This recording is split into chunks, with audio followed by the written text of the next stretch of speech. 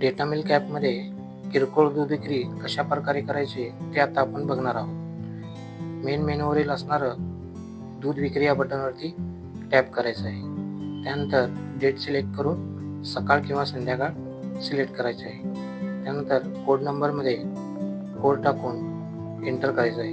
त्यानंतर लिटर आणि दर टाकून सेव्ह करू शकतो. नंतर परत कोड, लिटर,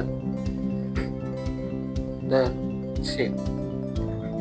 सेव्ह केल्यानंतर खाली तुम्हाला गाईची टोटल, म्हशीचे टोटल दाखवून जाईल. त्यानंतर संध्याकाळ असेल तर संध्याकाळवरती टॅप करून संध्याकाळची दूध विक्री करू शकता.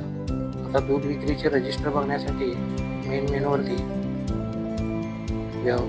कॅटलॉग, व्यवहार, रिपोर्ट्स यामध्ये दूध विक्री रजिस्टर या बटनवरती टॅप करून दिनांक टाकून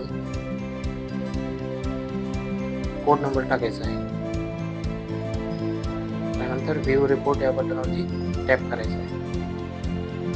दूध विक्रीचे रजिस्टर यामध्ये तुम्हाला मिळून जाईल.